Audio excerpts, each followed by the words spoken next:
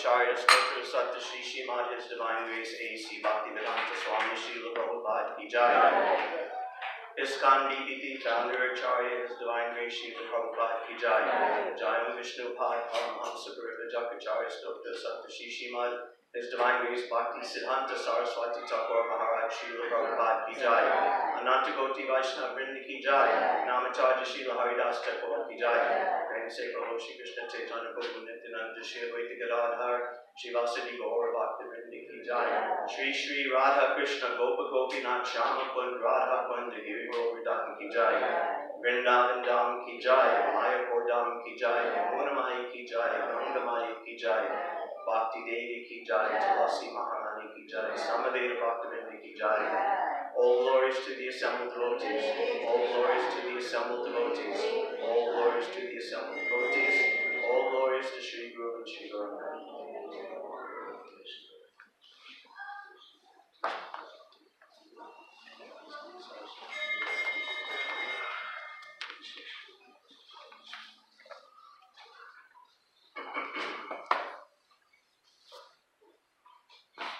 Hare Krishna, everybody. Thank you so much for coming. So, continuing with the life and teachings of Prahlad Maharaj, I hope this doesn't seem an odd choice, but I'm actually going to be reading a verse by Hiranyakashipu today, who is also a very intelligent person, a great scholar and yogi and tapasvi, and also a great demon. His son called him Asura Varya, best of the demons. He wasn't just making a joke or insulting, he really is the best of the demons. And he's really highly qualified in a lot of ways. And he had a significant understanding of the glories of his son, Prahlad Maharaj, as we'll see in today's verse.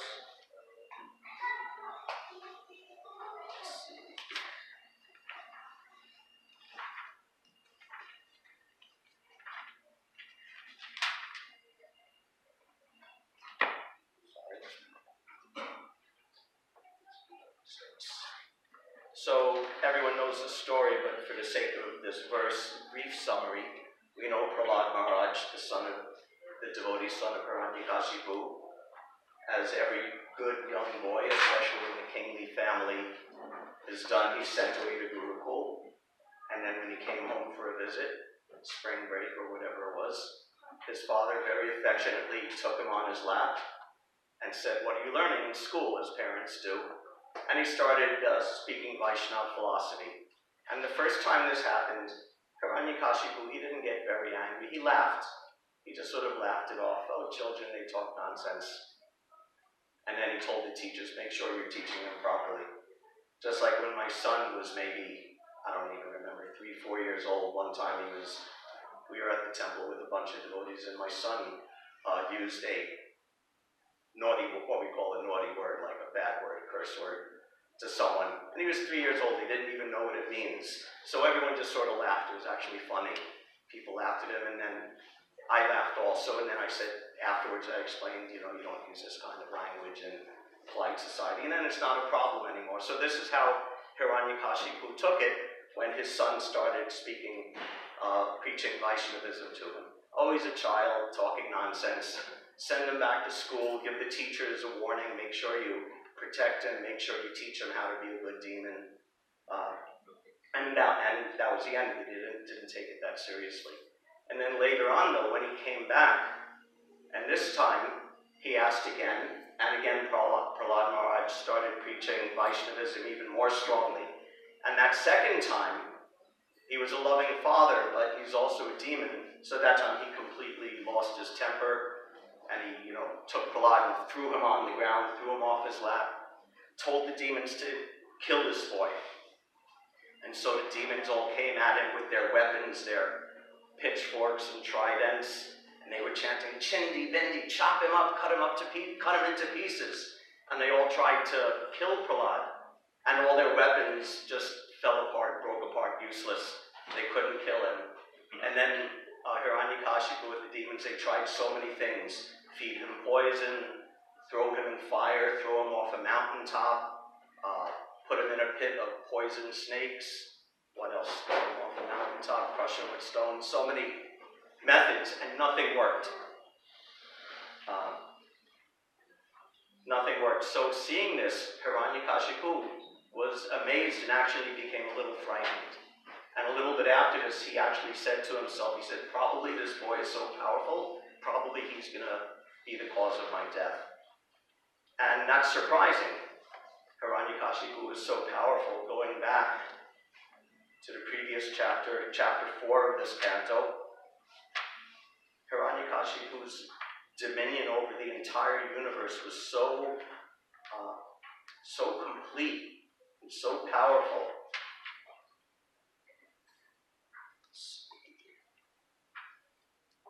Jagor Mahendrasanamo Jasastitam Vishwavasustumur Asmaradaya Gandharva Siddha Risheostuvan Muhur Vidyadaras Chapsarasas Chapandava. Maharaj Yudhisthira, who is telling this whole story of Prahlad and Hiranyakashipu to Maharaj, to Yudhisthira, Narada Muni is telling it to Yudhisthira, said, O Maharaj Yudhisthira, descendant of Pandu, by dint of his personal power, Hiranyakashipu, being situated on the throne of King Indra, controlled the inhabitants of all the other planets. The Gandharvas, Vishwavasu, and Tumburu, I myself, and the Vidyadharas, Apsaras, and sages all offered prayers to him again and again, just to glorify him. So his power, his dominion over the universe was so strong, all the demigods up to Indra were under his control, and even Narada Muni himself was forced into a position of subservience to him. Actually, every living being in the universe, except for Brahma himself, because Hiranyakashipu approached Brahma, performing austerities to get benedictions. So this is how powerful he was, but still seeing the boldness of his son, he thought, this child is going to be the death of me. So anyway, that leads to the verse I actually wanted to read. Canto 7, chapter 5, text 46. I'll just read it. Vartamano vidure vai balopya jadadirayam navismarati me naryam shuna shepa iva prabhu. Vartamana, being situated. Avidure, not very far away. Vai, indeed. Bala, a mere child. Api, although. Ajadadi, complete fearlessness. I am this. Na, not. Vismarati, forgets. May, my. Anaryam, misbehavior. Shuna shepa, the curved tail of a dog. Iva, exactly like. Prabhu, being able or potent. Translation. This is Hiranyakashipu speaking to himself. Although he is very near to me and is merely a child, he is situated in complete fearlessness. He resembles a dog's curved tail, which can never be straightened, because he never forgets my misbehavior and his connection with his master, Lord Vishnu. Purport by His Divine Grace Srila Prabhupada. The word shuna means of a dog, and shepa means tail. The example is ordinary. However one may try to straighten a dog's tail, it is never straight but always curved. Shuna shepa is also the name of the second son of Ajigartha. He was sold to Harishchandra, but he later took shelter of Vishwamitra, Harishchandra's enemy, and never left his side. And the verse one more time. Vartamano vidure vai balupya jadadirayam navismarati me naryam shuna shepa iva prabhu. Although he is very near to me and is merely a child, he is situated in complete fearlessness. He resembles a dog's curved tail which can never be straightened because he never forgets my misbehavior and his connection with his master, Lord Vishnu.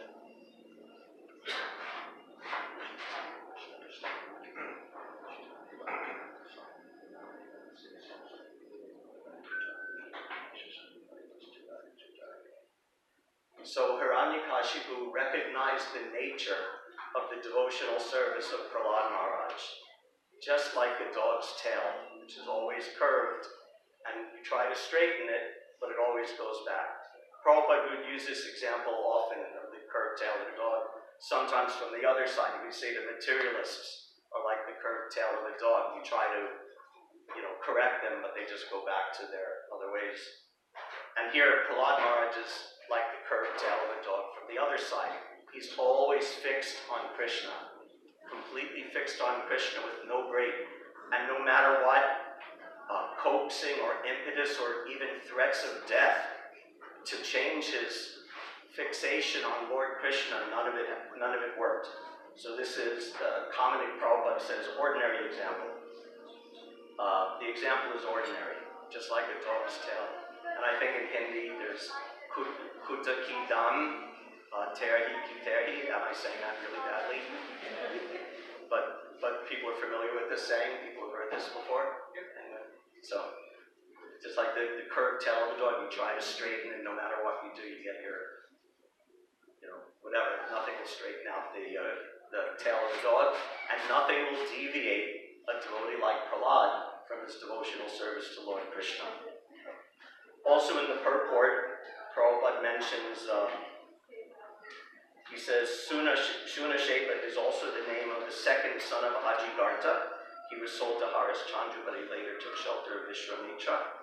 So this is one of those obscure Puranic stories that are very complicated and very weird, and these odd stories that turn up.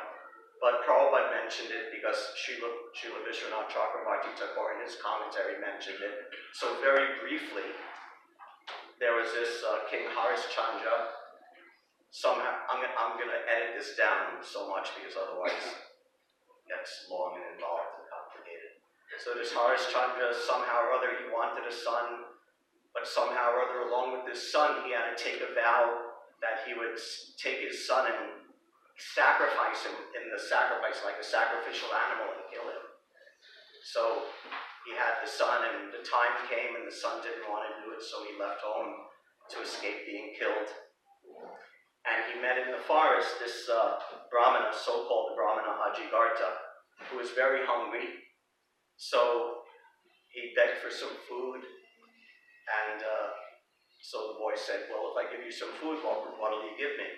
He said, I'll give you one of my sons, and he could be the sacrificial animal in place of you and spare your life. So this Ajigartha, he had 3 sons, and the wife said, "Oh, not my youngest son, he's my favorite. And the father said, "Oh, but not the eldest son, he's my favorite." So they gave away Shunashepa, that was the boy's name, the middle son, and he was about to be sacrificed. He was actually going to be killed and sacrificed. And Ajigartha, his father himself, came there to slit his throat in the sacrificial arena. I told you it was one of these weird, intense Puranic stories.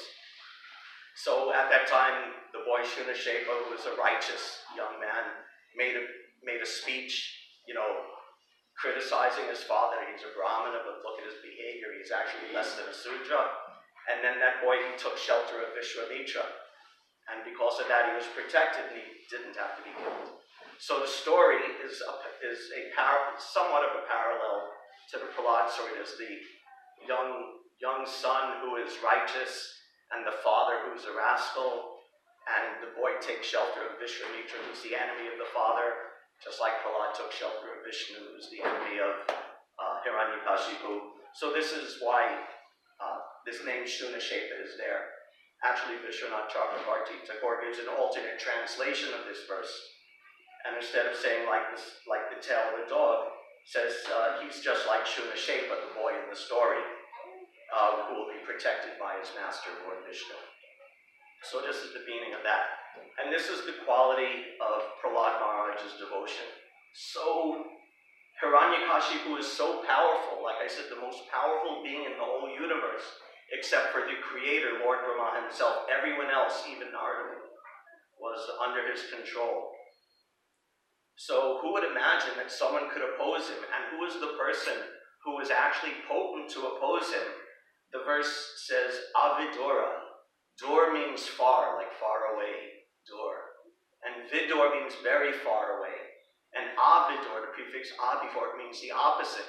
So not very far away, very close. Who's the closest to Hiranyakashipu? His son Prahlad, because the son is the closest.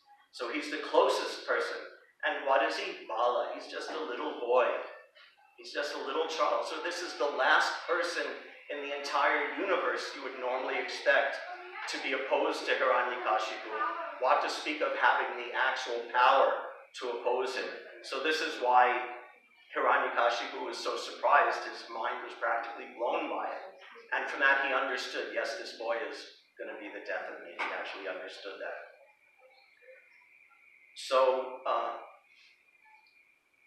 Prahlad's devotion was so strong like that, like the tail of a dog.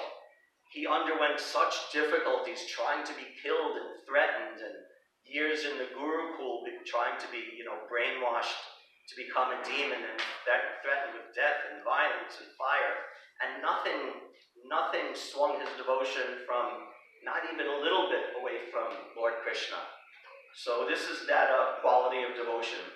And the topmost devotees, this is one of their important symptoms, that they have this unshakable devotion, like the tail of a dog. There are so many examples. One is Parikshit Maharaj.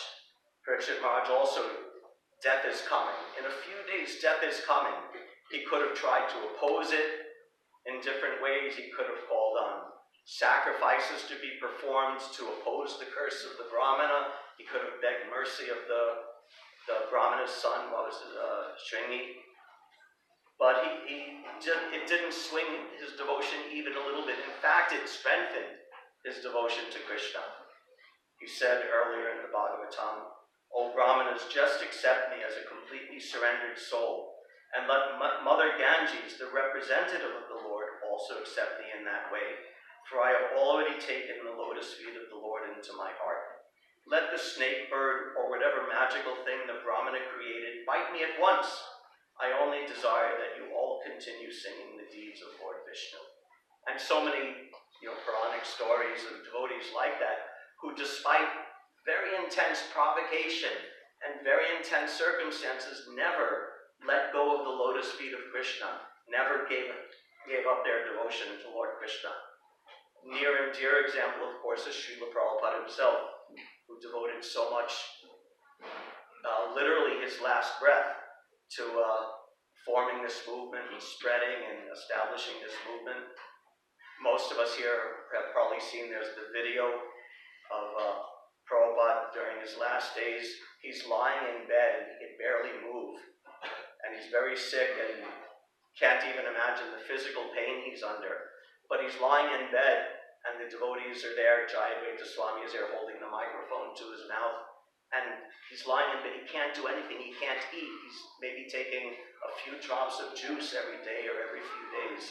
And he's there translating the 10th canto, I can't remember the last chapter he did, one of the chapters in Govardhan Leela. And he's translating, and you could see him there, he could barely move, and you could barely hear him. And the microphone is right up, and he's saying, everything is moving by the will of Krishna. So this kind of, like the Shuna Shepa, that nothing bends you away from the lotus feet of Krishna. This kind of devotion is the example of these great devotees, and particularly this is the example of Prahlad Maharaj. And as he's a Mahajan, and all the Mahajans are like that, this is the quality of devotion we aspire to. Srila Vishwanath Chakravarti Thakur, in his book Madhurya Kadambini, he's discussing the different stages of devotion, from Shraddha, just initial faith, Bhajana, Sadhu Sangha, associating with devotees, Bhajana Kriya, taking up the practice of devotional service, up, and then Bhava, and then Prema. And he describes how in the beginning stage, your mind is practically never thinking of Krishna, but occasionally some little remembrance of Krishna will come into your brain. And then at the higher stage sadhu sangha, you start associating with devotees, and you're still mostly in Maya, you're mostly in illusion, mostly thinking of other things, but the remembrance of Krishna becomes a little stronger, a little more pervasive, and then at higher stages you start thinking of Krishna more, and then it becomes not just remembering Krishna occasionally, but it becomes an actual meditation on Krishna, and then that meditation gets stronger and more fixed and extended for longer periods of time. And then just like at the beginning stages, you're practically never thinking of Krishna, but sometimes thoughts of Krishna may enter your mind. Then when you get up to Asakti and Bhava, you're practically always thinking of Krishna. And occasionally maybe some little thought of material life will enter into your mind. So it's like a complete switch from the early stages until finally you reach this stage, like the Shuna Shepa, that you're completely fixed on Krishna and nothing can deter you from this. And because we're all sadhakas, I'm assuming we're all sadhakas in this room, we're practicing. We're not yet perfect, so we also have this mix that, our mind to one degree or another will be absorbed in material things, and then to greater or lesser degrees we're also thinking of Krishna and devoting our lives to Krishna. But when we're not fixed, then we could understand that our devotion is not exactly like the devotion of Prahlad Maharaj, and won't exactly bear the same fruit as that of Prahlad Maharaj. Lord Chaitanya said, Bahu Janma Kari Adi Shavana Kirtana Tabhutana Paya Krishna Pari Premadana. That one could actually go on doing the activities of devotional service, Shravanam Kirtanam in particular, for a long time, but still may not fully develop complete pure devotion to the lotus feet of Lord Krishna. So this is the thing, we see this example of Prahlad Maharaj, and we also see our own example of struggling, and where our devotion is not like the tail of a dog, always bent one way towards Krishna. Rather, our devotion is more like a wet noodle that is sort of flopping around, and the wind blows this way and our consciousness goes here, and the wind blows that way and our consciousness goes there, and flipping here and flipping there, and if we're lucky it spends a little time on Krishna here and there. So what we want to do is figure out, not just aspire, but figure out how do we make our devotion like that of Prahlad Maharaj. And there are some hints and some verses that I'll discuss how we can do that. One thing is going to Krishna's Govardhan Leela. The story is that Nanda Maharaj and all the Vrijavasis were getting together to do a sacrifice to Lord Indra. And Krishna, little boy Krishna, what was he, 6, 7 at the time? 7 years old at the time of the Govardhan Leela, said, what are you doing? Why are you doing it? What do you hope to gain by this? And he explained to Nanda Maharaj that if you do something like this sacrifice, if you do something but you don't have full understanding of what you're doing, then you're not going to get the full result of what you're doing. If you want to get the full result, you need to have full understanding. So therefore, don't be shy to explain to me and discuss with me what you're doing and why you're doing it. So this is one hint. We need to not just act blindly, we need to act with some understanding. Some buddhi, some intelligence. And this is described in Bhagavad Gita, the kind of intelligence we need. Vyavasayatmika buddhir ekeha guru nandana bahusaka yanantascha buddhayo vyavasayanam. That there's two kinds of intelligence. And one is vyavasayatmika buddhya. Vyavasayatmika means very fixed, with firm resolve. Just like this is like the devotion of Prahlad Maharaj. Firm, fixed, resolved, unshakable. Vyavasayatmika buddhir ekeha kurunandana. Arjuna, that kind of intelligence, that kind of buddhi is ekeha. It's one-pointed, it's fixed, like a laser pointer. Like a normal light, the light rays shine out in all directions. But a laser is coherent light, that all the light rays are focused in one direction and on one point. So this is Ekeha, this is the kind of devotion. And the other kind of devotion, avyavasayatmika buddhir, when a person does not have that kind of resolution, that resolved intelligence, then bahusaka, then you're not one-pointed, then bahusaka, your intelligence has many branches. That Krishna's there, one branch is Krishna, and so many other branches are there, and the consciousness is splayed out, spread out over all these different branches.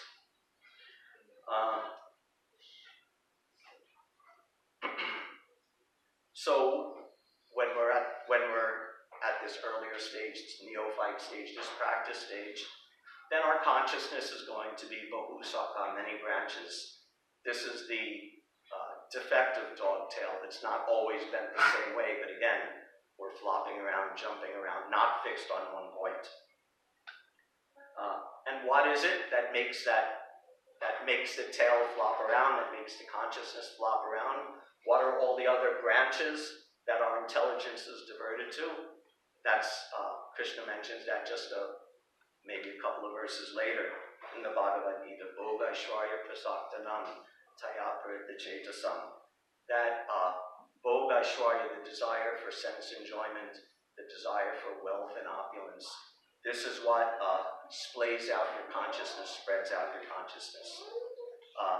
And when you allow that to happen, vyavasayatmika buddhi samadho navadiyate. Then when that happens, then there's no vyavasayatmika buddhi, there's no fixed consciousness.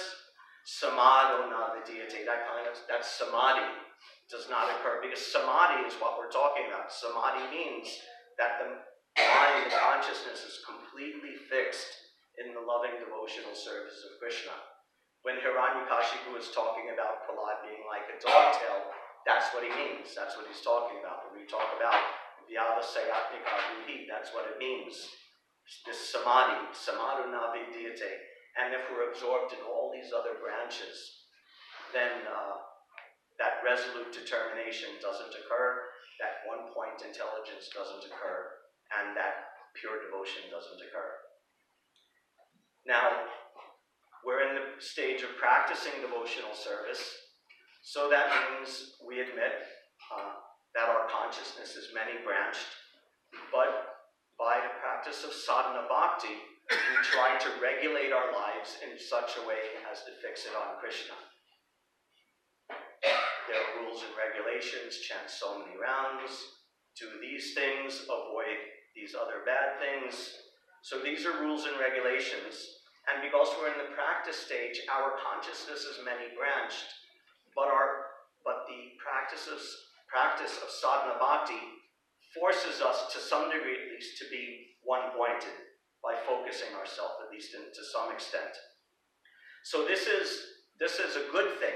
This is the stage of practice, that our insides are still a little wishy-washy, but we make ourselves behave in a proper way. We have to do that to advance in devotional service and to avoid offenses and to avoid very harmful behavior that hurts others and will hurt our chances for advancement in devotional service.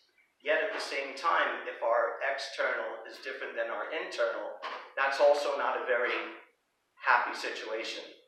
That's also hard to maintain that. If your consciousness is not fixed on Krishna inside, but you're trying to fix your activities externally on Krishna, you can do that, and we have to do that, but you can't do that forever.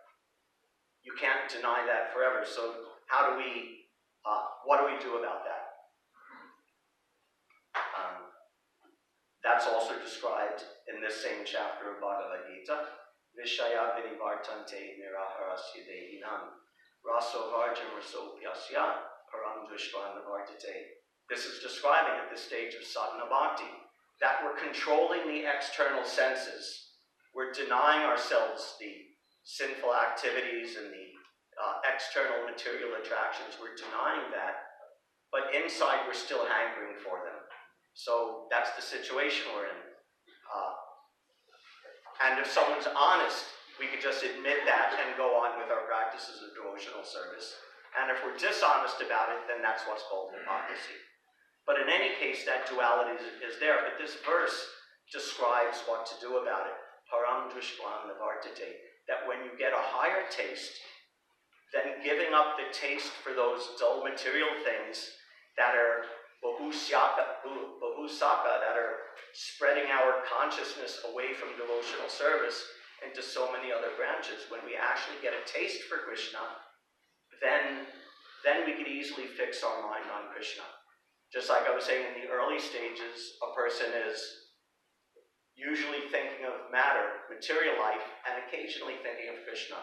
But if you actually have a taste for Krishna, then thinking of Krishna all the time, it's not even a practice anymore, it's natural.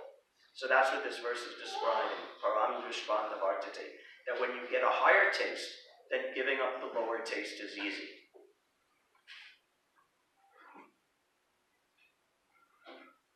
So these different kinds of temptations and opposition are there in our life that are taking us away from devotional service.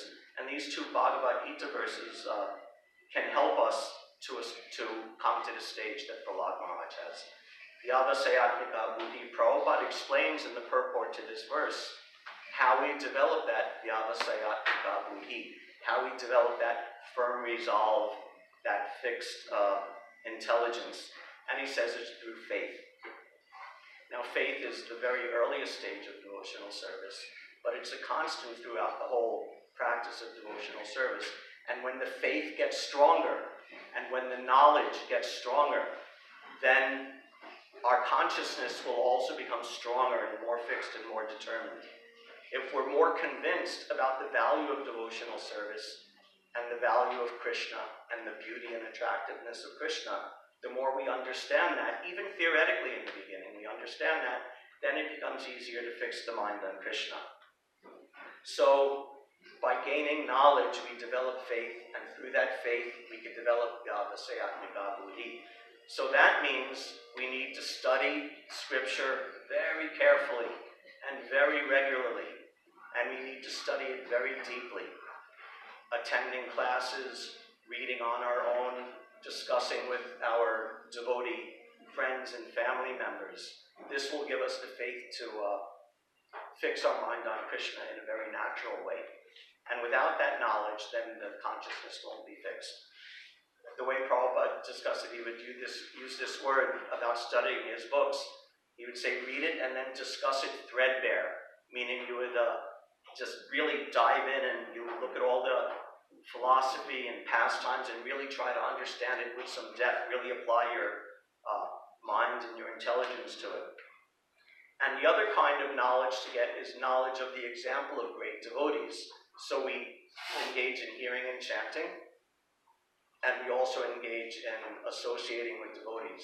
Because by seeing the example of devotees, both our peers and also especially those devotees who are more advanced than us, we could practically see the example of an advanced devotee, a person who is actually fixed on Krishna, or fixed on Krishna more than we are. And we could see his example and get inspired by it, and also gain practical direction how to do it. So this is very important, developing knowledge and developing faith. I remember years ago, when I was just getting interested in Krishna consciousness, and I went to the temple, 55th Street Temple, and at the bookstore I got a bunch of books before I went away to college, and one of them was Srila Prabhupada Lilamrita. And at that time, only Volume 2 was the only one that had been published at that time. And I was away at school and reading it, and I remember just being amazed. I had other books I was reading, Nectar of Devotion and Bhagavad Gita, and I at first canto of Srimad Bhagavatam. But I remember specifically reading the life of Srila Prabhupada and just being amazed that here's a practical example of a person who is fully in Krishna consciousness and fully giving his life, every breath and every step he takes and everything he does, devoting his life to Krishna like that in this one-pointed way, and being amazed and inspired by that example. And even though I'm so far from that example, still that it's ridiculous, But I could still see that and remember that and look at Srila Prabhupada's life and be amazed and inspired by that. So this is one thing.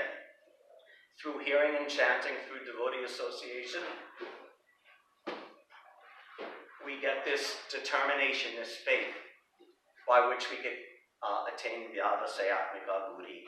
And the other verse, Vishaya Vidikartante Niraharasya Devam Raso Varjam Raso Yasya Param Vishwanavartate.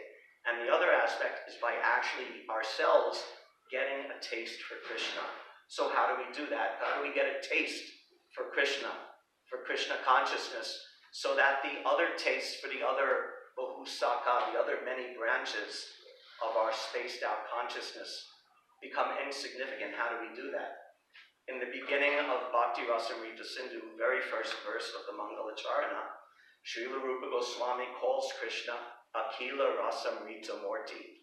He's the form, the personification of all kinds of rasa, of all kinds of taste, of all kinds of relationships.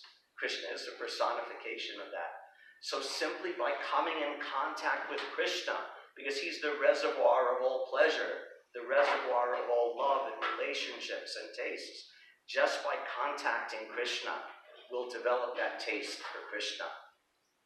So by faith, we are advancing, and by getting a taste for Krishna, we're spontaneously becoming attracted to Krishna. So how do we contact Krishna? How do we touch Krishna? There are so many ways. There's 5 in particular that are exceedingly important. There's that. Sadhu Sangha, Nam Kirtan, Bhagavat Shravan, Mathura Vas, Archamurti, Shraddaya Sevan. So all of these are different ways of touching Krishna.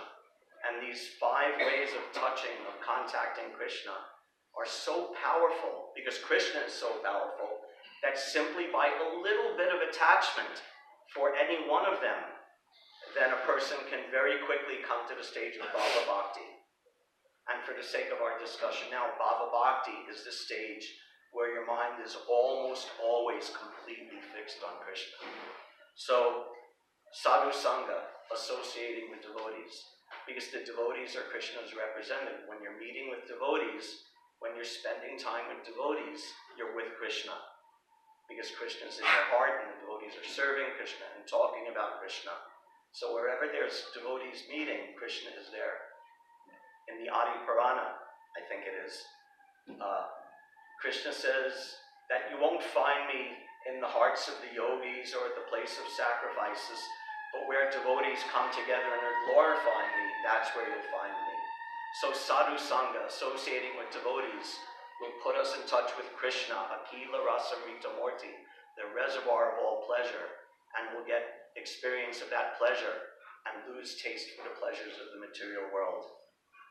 Sadhu Sangha, Nam Kirtan, because the holy name is Krishna himself. Nama Chintamani Krishna's Chaitanya Rasa Vigraha, Shuddho, Porno, Nitya Mukto, Bina Tvam Nami Namino. That the holy name of Krishna is pure spiritual substance. Chaitanya Rasa Vigraha. It's the life, again this word rasa, this life, this taste, this relationship. It's the life of transcendental existence. Shuddho, it's pure. Porno, it's complete. Because Krishna is pure and Krishna is complete. And Nitya Mukto is completely free from any material contamination, just as Krishna is. Why? Bina Tvam Nami Namino. Because there's no difference between the name Krishna and the named person, Krishna. Exactly the same. So when you're chanting the holy name, you're touching Krishna, you're contacting Krishna, the reservoir of pleasure. Prabhupada says in the Bhagavad Gita purport, where he's discussing, I think, austerities of the words, he says that when a devotee chants Hare Krishna, then Krishna and his internal potency are dancing on the tongue of the devotee. So, Sadhu Sangha, Nam Kirtan, Bhagavat Shravan, hearing Srimad Bhagavatam, reading and studying Srimad Bhagavatam, and all of Prabhupada's books and all of the relevant Vaishnava scriptures is the other way of touching Krishna. Long ago, not so long ago, We have the series of Sunday feast lectures about the first canto of the Bhagavatam, and there was discussion of the different questions of the sages. And one of the questions was, where have religious principles gone now that Krishna has left the world? And the answer is Krishne swadamo pagate, dharma jnanadi bisaha, kalo nasta jasham eva, puranargo denodita. That in this dark, dark age of Kali Yuga, Krishna swadamo pagate, Krishna's gone, Krishna's left this world. We don't see him here like we did during his manifest pastimes. And with him, dharma, jnana, religion, knowledge, all good qualities have left with him. But in this dense darkness of this age, people can get light from this Bhagavad Purana, Srimad Bhagavatam, which is just like brilliant, just like the rising sun. And Prabhupada in that purport says that Srimad Bhagavatam and Krishna are identical. So again, these 5 processes are ways to actually touch Krishna, to contact Krishna, the reservoir of all pleasure. Sadhu Sangha Nam Kirtan Bhagavat Shravan Mathura Bas, residing in the holy Dham. Going to Vrindavan, going to Mayapur is so important, so vital.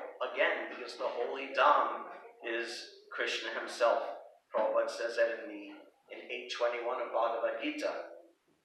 He says, Krishna's supreme abode and Krishna himself are non-different, being of the same quality. So, if we get the chance, we go to Vrindavan, we spend time there. We do bhajan there, we do service there. And when we're in the West, we come to the temple, which is a embassy of the spiritual world. And we make our home, as far as possible, the temple, with some kind of deity worship, either a deity or a picture, some kind of regular worship going on, so that we know, we're reminded that Krishna is in the center. Because the Dham, the holy Dham, means that place where Krishna is in the center. When Krishna was in the womb of Devaki, in the prison house of Kamsa, there's a nice verse saying that, I can't remember the words of the verse now, but basically it says that that Krishna entered into the heart of Vasudeva, and from the heart of Vasudeva, he entered into the heart and the womb of Devaki. So Prabhupada says, and the verse says that when Krishna was in the heart of Vasudeva, his heart became a dham. It became a holy place because the Lord was residing there. So when we go to the holy place and we absorb ourselves in sadhana there, then we're touching Krishna, we're contacting Krishna, and our heart is becoming filled with Krishna, and our heart becomes a dham, a holy dham. Mathura Vas, and last is Archa Murti, or Sri Murti, Sri Murtira Shraddhaya Sevan, serving the deity of Krishna. So essential, Prabhupada opened these temples so that we could see the Lord. Our vision now is very dull and very materialistic. We can see earth, water, fire, air, ether. We can't even see air and ether. You can just see stone and wood and dull things. So how are we going to see the Supreme Personality of Godhead? Because Krishna kindly comes in a form. Krishna is always spiritual. He's never material. He's never contaminated. But he comes in a form that looks material so that we can look at him, so that we can offer our obeisances, so that we can make offerings, so that we can do service. Prabhupada says Krishna is everywhere. This whole universe is Krishna's body, the Virat Rupa. But he says, but if you want to serve this Virat Rupa and you want to dress this Virat Rupa, where are you going to get the cloth to dress the universal form? You can't get that cloth. But Krishna is so kind and so merciful, he comes in this form that we can take cloth and we can sew it and we can dress him and we can bathe him and we can serve him and we can bring him even patram pushpam pulam chayam, even you just give him a fruit, a leaf, a flower, some water, and he accepts it. So all of this is ways of contacting Krishna, of touching Krishna. And when we touch Krishna, the reservoir of pleasure, we start getting that sense of what real pleasure is. And when that happens, the pleasures and the distractions of the material world fall away. And this is why Prahlad Maharaj, he's in this amazing situation where monsters are trying to murder him. Monsters are trying to murder him, and he's completely unfazed. This is so far beyond us, but we can understand this is because he's fixed in Krishna consciousness. He's fixed in love for Krishna. So nothing can disturb that. The pleasure of Krishna consciousness starts even at the very early stages of practice. That even at the stage of sadhana bhakti, the pleasure of serving Krishna is greater than any pleasure in the material world, and greater even than the pleasure of liberation. And then one advances to the stage of Bhava Bhakti. This is all described by Srila Rupa Goswami. At the stage of Bhava Bhakti, the pleasure of serving Krishna is even greater, that it's not only greater than the pleasure of this material world and greater than the pleasure of liberation, but it makes a mockery of the pleasure of liberation. Moksha labhuta krit. It's like make the pleasure of service to Krishna for someone who loves Krishna. It mocks the happiness, so-called happiness of this material world. And when one reaches the stage of prema bhakti, that love is so strong that you cannot even perceive the so-called happiness of this material world. All you can perceive is Krishna and everything in relationship to Krishna. And at that stage, your consciousness is completely fixed on Krishna. Like the tail of the dog, no matter what comes, you try to force it to bend the other way, it will always go back to Krishna. Eventually, spontaneously. But that happens through the long practice of sadhana bhakti, with the example of Prahlad to aspire for, and the teachings of Bhagavad Gita and the teachings of Srila Prabhupada to guide us along the way. It may not be fast, it may not be easy, or it's as fast and as easy as we want to make it in one sense, but it's available. It's definitely possible for us. We can do it, and Srila Prabhupada had that hope for all of us. Thank you very much. Hare Krishna. Are there any questions or comments? Any discussion? Yes, sir. Thank you very much for the class. I'm going to ask if, we're trying our best to practice sadhana bhakti. It usually quickly can take over your whole life, and you invest all of your heart's emotions and thoughts in this process. And then after the years, at least in my situation, I feel like that tail, as a materialist, completely still. And I think, wow, I'm really getting nowhere. I feel worse off than when I started. And it really is hard on me internally to process that. And I was wondering, with your class, it was very, very nice, how to avoid feeling like depressed, Yeah, I know exactly what you mean. And there are some things that Prabhupada said about it, some examples he gave. One example is when you're in a plane, and if you're in the plane and if you're distracted or reading something, you may not even notice you're on the ground, and you won't even notice, but then all of a sudden you look out the window, 10,000 feet in the air. So it's not always perceptible how you're advancing, is one thing. You may feel, it's still the same, but imperceptibly, if you're performing the devotional service, some advancement is coming. The other thing is that I can't speak to your practice of devotional service, but I can speak to my practice of devotional service, that sometimes we're not practicing as greatly as we think we are. If we could be very active, but sometimes we let different distractions and anarthas and bad habits creep in that can hold us back, even though we're doing some of the activities of devotional service. Another point that Prabhupada came up with that in this relation is he said, just like when you're cleaning a room, if you walk into a room that's been neglected for a long time, it'll look pretty messy, be dust on the floor, or things are disordered. And if you really want to clean it, once you start cleaning it, you have to turn the furniture upside down, and you're sweeping and raising big clouds of dust, and getting buckets and sponges and scrubbing, and there's dirty water all over the place, so that the room will actually look more disordered and more disorganized than before you started cleaning it. But that's part of the process of cleaning.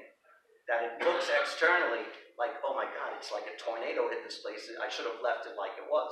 And sometimes those of us who are not good at cleaning, we avoid cleaning for that reason, because it can really tear a place apart. But that's part of the cleaning process, especially when knowledge is involved. As your knowledge increases in Krishna consciousness, in an ignorant stage, you may think, oh, my consciousness is great.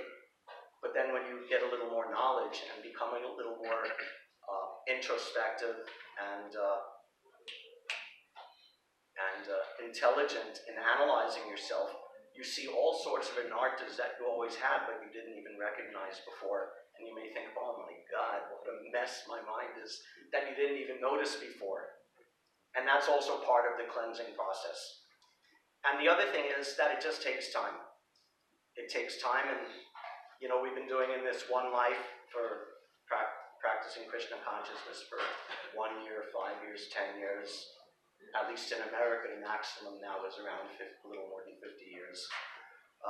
And that's, awesome, and devotional service is powerful. But think how long we have not been practicing, for lives and lives and cycles, many lives and many species and yuga cycles and countless eons.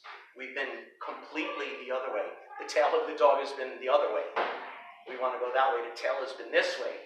And that's why Prabhupada would also use the tail of the dog example the other way, that the materialist is so conditioned that no matter what you do, the tail keeps coming back. But because we also want to cultivate knowledge and we want to cultivate faith, we can also understand that the process of Krishna consciousness is so powerful that it can actually counteract that. It may take some time, it will take some struggle. No one can say it'll happen in X amount of years or in X amount of dollars or in X amount of service or whatever. But we at least have the faith that it will happen. And it's gradual and it's a hard process. I had a friend, a devotee friend, who before he was a devotee smoked cigarettes. And he gave it up. But even like 10, 20 years later, he would still get hankerings for cigarettes, because it's such a powerful addiction. So the addiction, Bhog, Aishwarya, Prasaktanam, this addiction to sense gratification and material life is the strongest addiction of all, especially because we've been doing it for countless lives. So defeating it is defeating it is hard. Just like smoking cigarettes. When you're addicted to cigarettes, to light up a cigarette is the most spontaneous, most natural thing in the world. You wake up in the morning, have a cigarette. You have a meal, you have a cigarette. The old Hollywood cliche, you have sex, you have a cigarette, right? Everything you do, it's the most natural thing. You don't even have to think. It's completely spontaneous. So when you want to give that up, giving it up feels like the most unnatural thing in the world. It's actually like completely against what you think your nature is. It's the hardest and most unnatural thing in the world. But if you keep at it and you keep it up and you actually force yourself to give it up, and then you actually experience the benefits. Oh, I could taste food again. Oh, I could breathe again. I could run without, hacking up brown phlegm now. Then you start experiencing the benefits, and the toxins are gradually leaving your body. Then it becomes more and more natural, and eventually you can appreciate the natural, spontaneous state of not smoking cigarettes. So, in summary, it's really hard. And it's not always smooth. Our advancement is not like this, usually. Our advancement is like this, hopefully a general upward trend. But it's up and down, so there's going to be frustration and backslides and things like that are going to happen. But if we have our knowledge and we keep up our practice and our study and our association with devotees, then we'll have the strength to continue through the down phases and take good advantage of the up phases and keep on advancing. Thank you. Is that okay? Hare Krishna. Thank you very much, everybody. All glories to Srila Prabhupada. All glories to Prahlad.